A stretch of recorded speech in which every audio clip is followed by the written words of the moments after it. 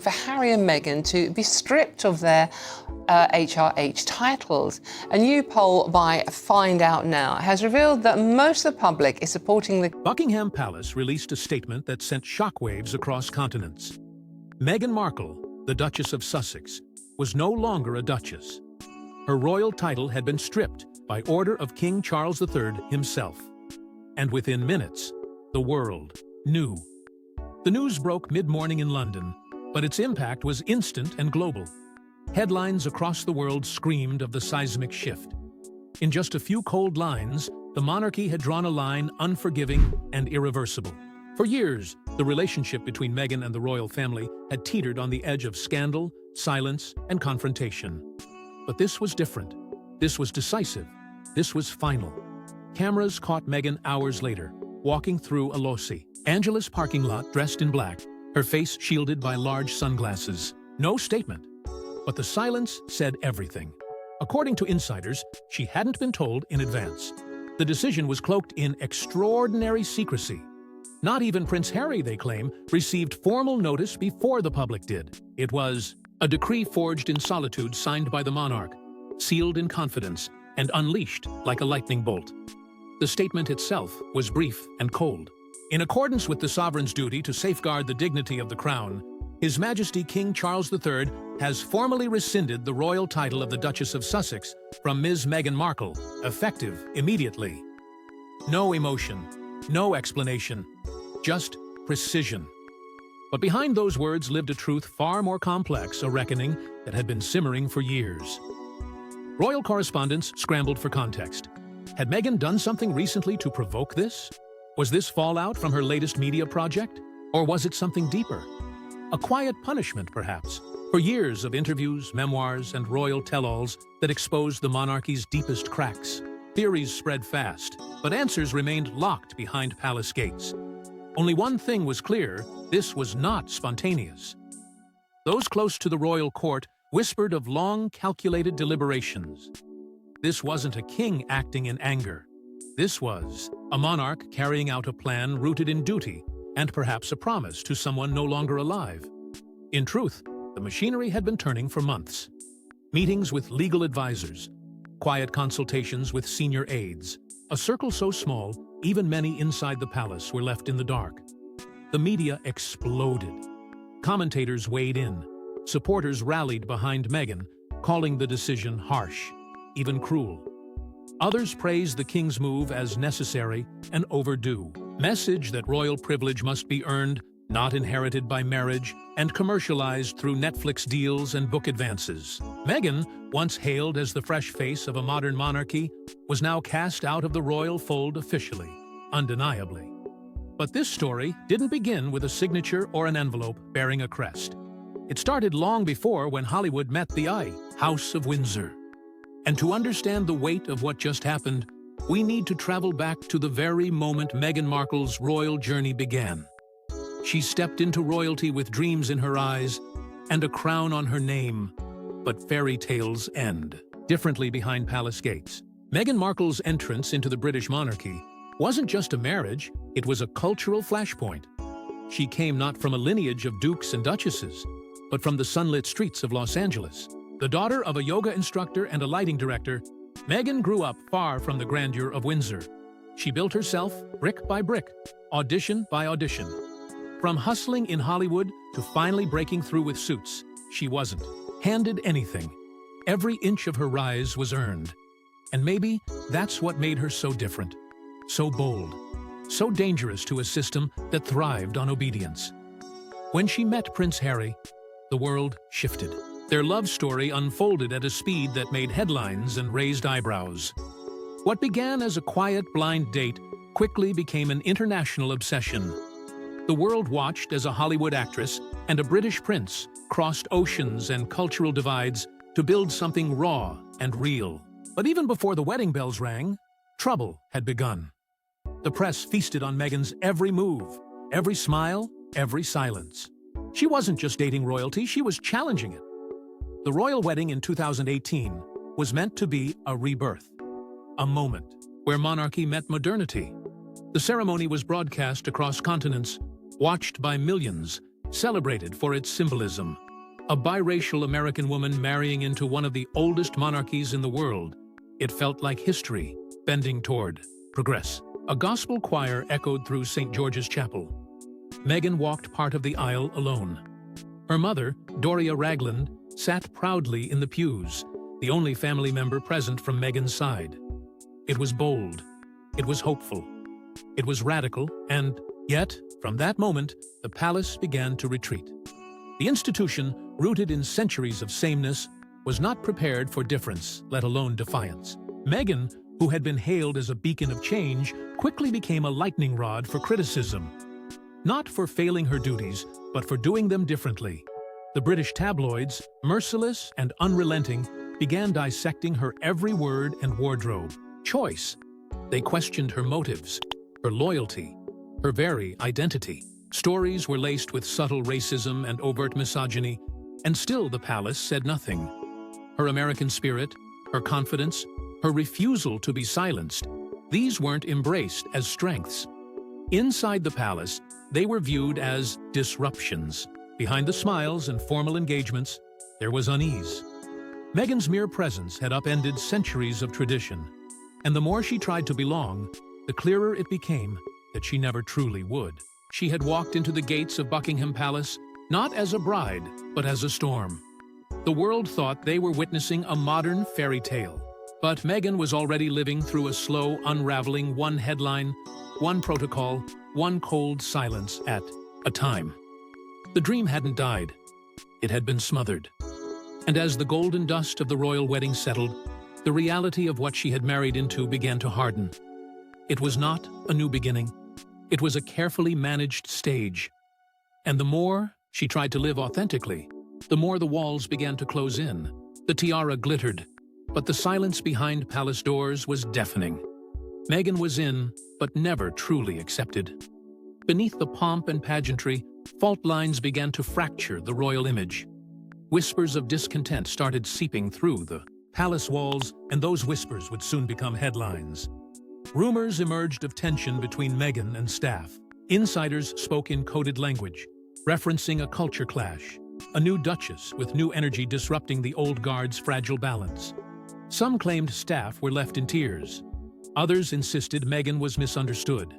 But the narrative was already out of her hands, and that, more than anything, marked the beginning of her unraveling. The press, always eager for blood, found its perfect storyline: Meghan versus Kate. The perfect duchess against the unruly outsider.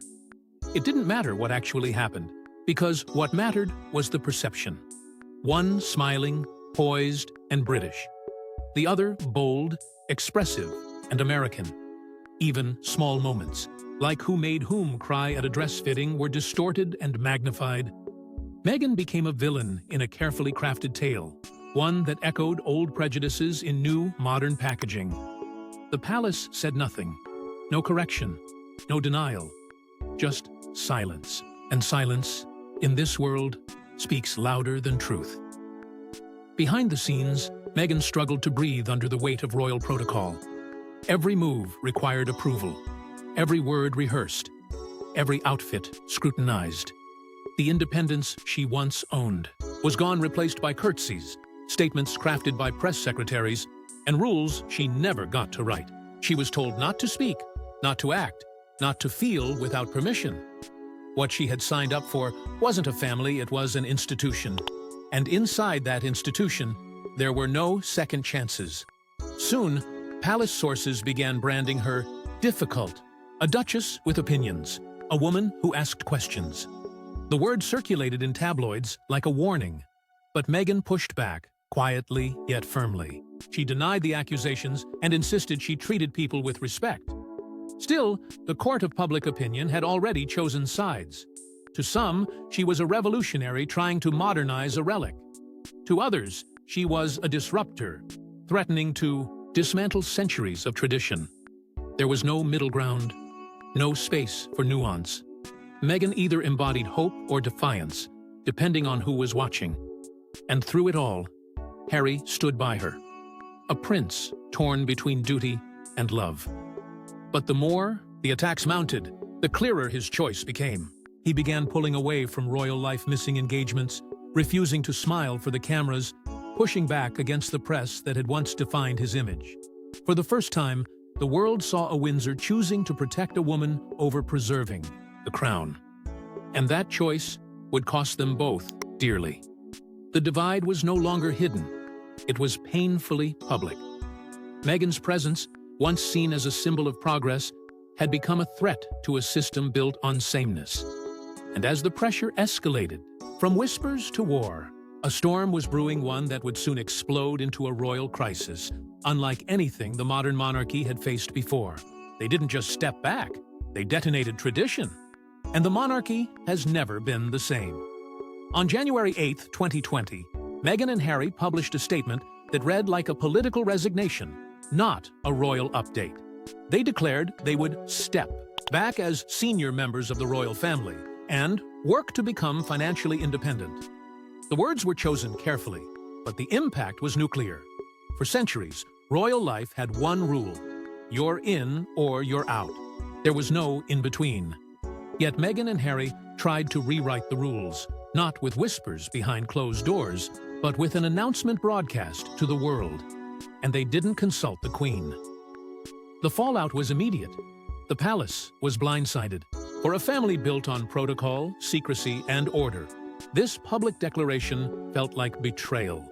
Inside Buckingham Palace, shock turned to urgency. Queen Elizabeth summoned the senior royals to what would later be known as the Sandringham Summit, a crisis meeting in the monarch's private country estate. The stakes were enormous. Could the crown survive if two of its most recognizable faces walked away? And worse, what if they took the world's sympathy with them? Behind those walls, a tense compromise was hammered out. Meghan and Harry would no longer represent the Queen. They would retain their Duke and Duchess of Sussex titles but not use their HRH styles. It was a diplomatic solution to a deeply emotional problem, one that satisfied no one completely. But it allowed the monarchy to claim control, while giving the couple a door through which they could escape. And they did. Fast. Just weeks later, Meghan and Harry boarded a flight to Canada, and then to the United States, a symbolic return to Meghan's world. They bought a sprawling estate in Montecito, California. But they didn't disappear. Instead, they rebranded. A Spotify deal, a Netflix deal, the Archewell Foundation. They went from Windsors to global entrepreneurs seemingly overnight. The press dubbed it Megxit, a term as divisive as the exit itself. For some, it symbolized a long-overdue break from an outdated institution. For others, it was abandonment cloaked in self-promotion. But for the monarchy, it was more than a headline. It was a wound. The firm, as it's often called internally, had never faced this kind of public departure in the modern age. Royal exits weren't new. Princess Diana had shaken the system before, but this was different. This was a couple walking out while still holding titles, still wielding influence, still occupying a space in the global imagination that the crown could no longer control. Behind palace walls, communication cooled. The warmth that once existed, however cautious, froze over. Official statements became clinical. Personal calls grew fewer. The Sussexes had chosen independence. And with that, independence came consequences. The monarchy tightened its circle. Trust fractured. And the public, watching from the sidelines, wondered what had really happened behind those gilded gates. But even this rupture was only the beginning. Because once the couple had secured freedom, they didn't vanish. They spoke. And what they revealed would not just shake the monarchy, but threaten to burn its foundations to the ground. What Meghan said in one interview triggered global headlines and royal retaliation. It was supposed to be just another sit-down. But when Meghan Markle sat across from Oprah Winfrey, what unfolded was not an interview, it was a reckoning. For the first time, without palace filters or press officers, Meghan spoke. And the words she chose cracked the very foundation of the monarchy. Calm, composed, and devastatingly clear, she recounted the toll royal life had taken not just on her spirit, but on her survival. She revealed that behind the smiles and photo ops, she had spiraled so deeply into despair that she didn't want to be alive anymore. But when she asked for help, she was told no. That moment shifted everything. This was no longer a story of cultural clashes or press tension. This was about a woman pushed to the brink while the most powerful family in Britain stood by. Meghan's confession wasn't just raw. It was a scream long silenced, now finally unleashed, and the world listened. But that was only the beginning. Harry entered the conversation with a tone of quiet fury. He spoke not just as a husband, but as a son, as a brother, as a prince born into an institution that, as he claimed, trapped him for years. His voice trembled as he talked about his father cutting him off financially. He admitted to a fractured bond with Prince William and a wall of silence between himself and Prince Charles. But the most chilling revelation came when they spoke of their son. Meghan and Harry confirmed that during her pregnancy with Archie, there were conversations within the royal family about how dark his skin might be. They never named names, but the damage was done. The public reaction was instantaneous and polarizing. Some called Meghan brave, a voice for women silenced by powerful institutions.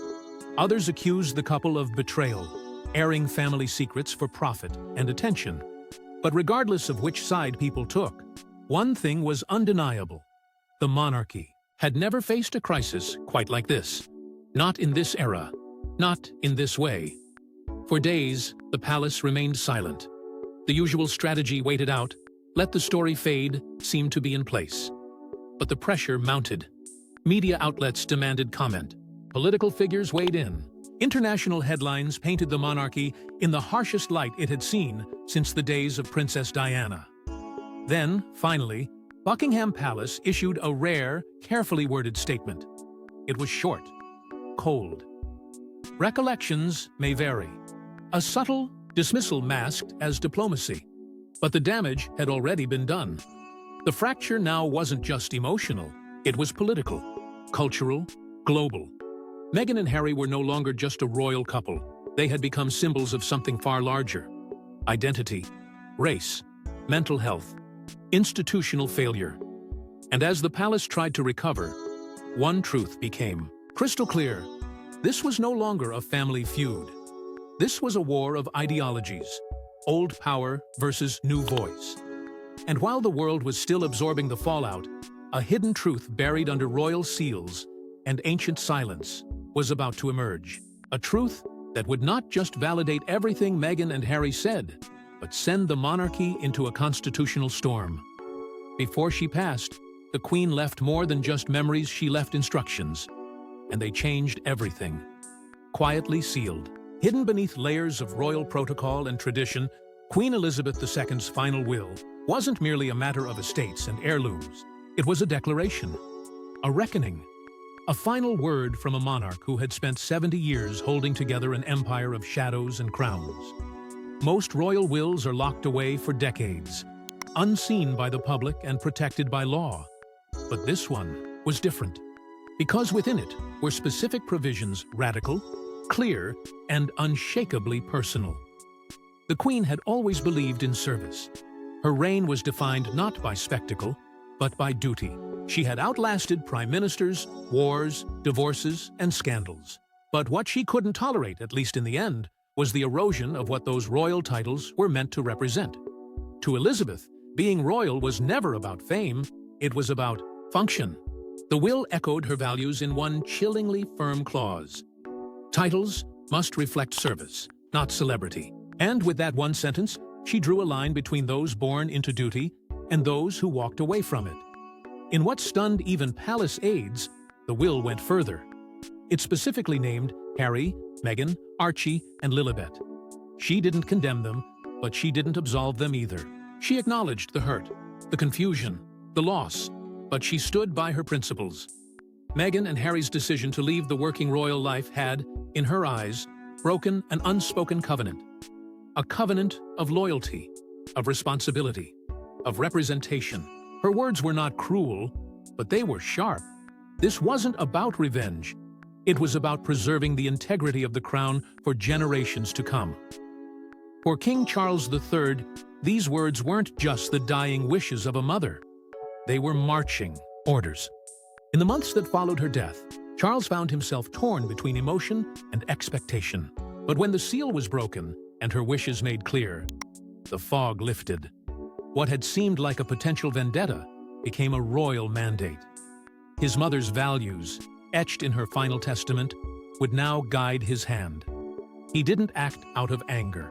He acted from a place of duty, knowing the world would question him, knowing his own son might never forgive him. But the monarchy had reached a breaking point.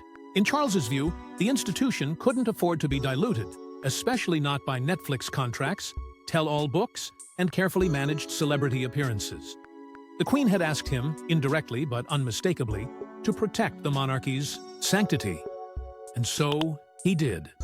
The will became the foundation upon which he would make his most controversial decision, yet removing Meghan's title and redefining the role of the Sussex children in royal life. It wasn't just about names, it was about legacy, identity, authority, and most of all, about what it means to earn the title of royalty in a world that increasingly questions its very purpose. And now, with that royal guidance in hand, King Charles would do what no monarch had dared in decades, and he would do it alone. This wasn't about revenge. This was about protecting the throne and the future. King Charles had waited his entire life for the crown, standing in the shadow of a monarch whose reign defined an era. But when it finally became his, he didn't reach for sentiment. He reached for survival. The monarchy, once stable under Elizabeth's unshakable poise, now sat exposed, battered by scandal, modern scrutiny, and internal rebellion.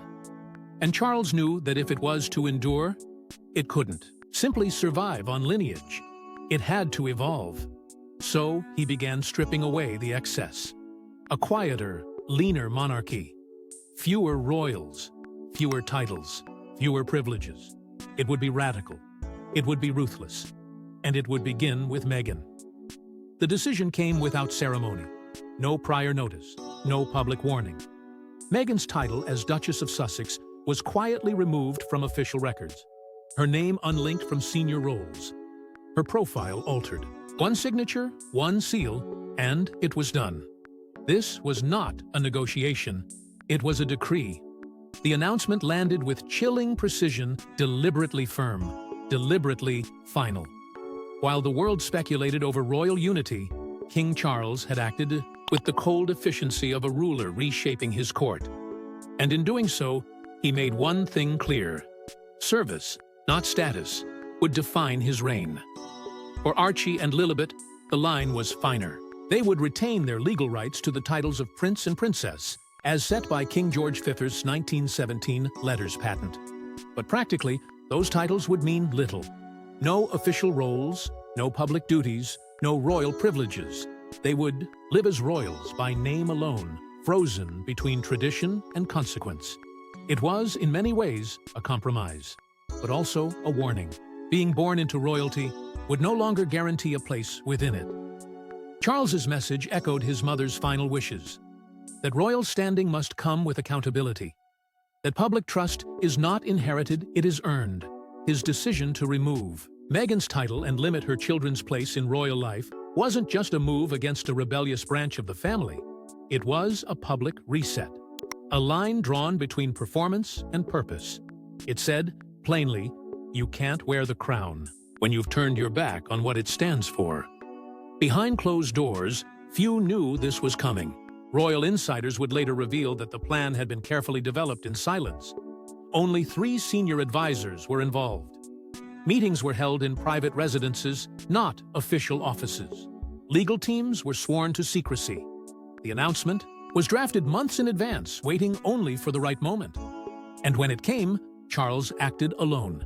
It was the kind of decision that reshapes history, one that would define his legacy, whether for better or worse.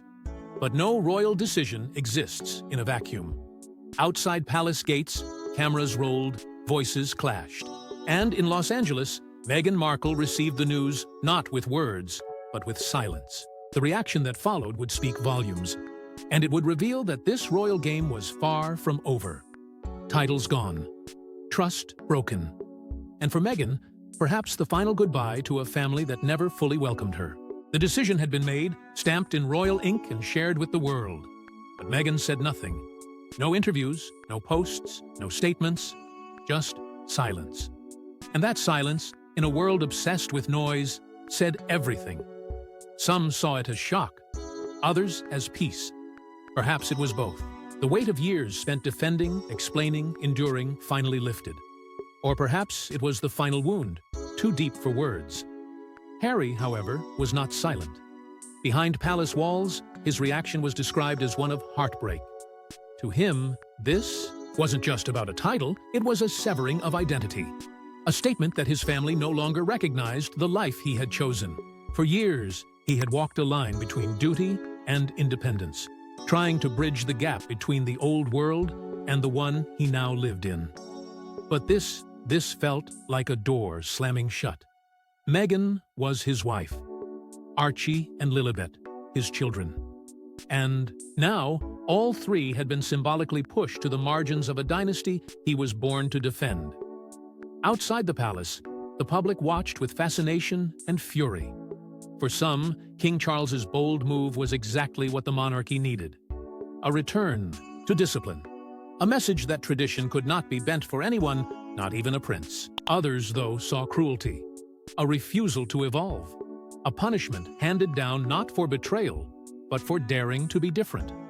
The debate reignited old tensions about race, modernity, inclusion, and who the monarchy truly represents. For the royal family, the pressure only grew. Commentators questioned whether this action, intended to preserve the monarchy's integrity, might in fact accelerate its decline. Had the institution protected its values or revealed its cracks? In boardrooms, press offices, and parliaments, the legacy of this decision was dissected. Royal watchers called it historic. Cultural critics called it tragic. And younger generations asked the most uncomfortable question of all. Is this a family or a brand? But beneath all the noise, one truth rang louder than the rest. Meghan Markle had done what no one expected. She had walked into the monarchy as an outsider, challenged its norms, endured its wrath, and emerged different, wounded, perhaps, but unbroken. Her journey from actress to duchess and back again was more than a personal story. It had become a mirror reflecting the monarchy's deepest fears and unresolved tensions. Her presence forced a reckoning, her departure an aftershock. And though the royal title was stripped, the mark she left remained, not just on the family, but on history. She had exposed what was hidden, questioned what was sacred, and reminded the world that crowns can dazzle, but they can also weigh heavy on those never meant to wear them. The royal title is gone, but the questions remain. Can King Charles's vision endure? Can a family so torn ever reconcile? And is this truly the end, or just another beginning? Share your thoughts in the comments section. Don't forget to like and subscribe, and we will see you in the next one.